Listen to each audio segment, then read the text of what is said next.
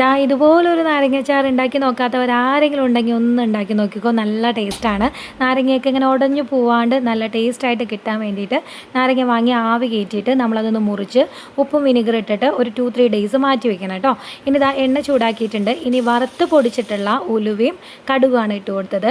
പച്ചമുളക് ഇട്ട് കൊടുക്കാം. മൂത്ത് വന്നപ്പോൾ ഫ്ലെയിം ഓഫ് ചെയ്തിട്ട് മാത്രം മുളക് പൊടി ഇട്ട് കൊടുക്കാം. മുളക് പൊടി കരിഞ്ഞു പോകാണ്ട് നല്ല മൂത്ത് കിട്ടാൻ വേണ്ടിയിട്ടാണ്. ഇനി ഇതാ ഇതുപോലെ കായ ഇട്ട് കൊടുക്കാം. ആവശ്യത്തിനുള്ള ഉപ്പ് ഇട്ട് കൊടുക്കാം. മിക്സ് ചെയ്ത് കൊടുക്കുന്നുണ്ട്. ഇനി വിനിഗറാണ് കേട്ടോ ഒഴിച്ചു കൊടുത്തത്. ദാ ഇതിലേക്ക് നാരങ്ങ എങ്ങനെ ഇട്ട് കൊടുക്കാം. നന്നായിട്ടൊന്ന് ഇളക്കി കൊടുക്കാം. ഇനി ഇതിലേക്ക് നേരത്തെ വറുത്ത് പൊടിച്ച് വെച്ചിട്ടുള്ള കടുകും ഉലുവയും കൂടി കുറച്ചും കൂടി ചേർത്ത് കൊടുക്കാം. ഇതൊന്ന് ക്രഷ് ചെയ്തെടുത്തതാണേ. അതുകൂടി ചേർത്ത് കൊടുക്കുമ്പോൾ ഗ്രേവിയൊക്കെ നല്ല തിക്കായി വരും. നല്ല ടേസ്റ്റുമാണ്, നല്ലൊരു സ്മെല്ലുമാണ് കേട്ടോ. ഇനി ഇതിലേക്ക് കുറച്ച് പഞ്ചസാര കൂടി ഇട്ട് കൊടുക്കാം. അപ്പോൾ കയ്പും പുളിയും ഒക്കെ ബാലൻസ് ആവും. പിന്നെ ഇതിങ്ങനെ ഉപ്പും വിനെഗറൊക്കെ ഇട്ട് വെച്ചുകൊണ്ടേ ഇങ്ങനെ തൊണ്ടിൻ്റെ കയ്പൊക്കെ പോയിട്ട് നല്ല ടേസ്റ്റായിട്ട് കിട്ടും കേട്ടോ. അപ്പോൾ എല്ലാവരും ഒന്ന് ട്രൈ ചെയ്ത് നോക്കിക്കോ. അടുത്ത വീഡിയോ വരാം. ബൈ.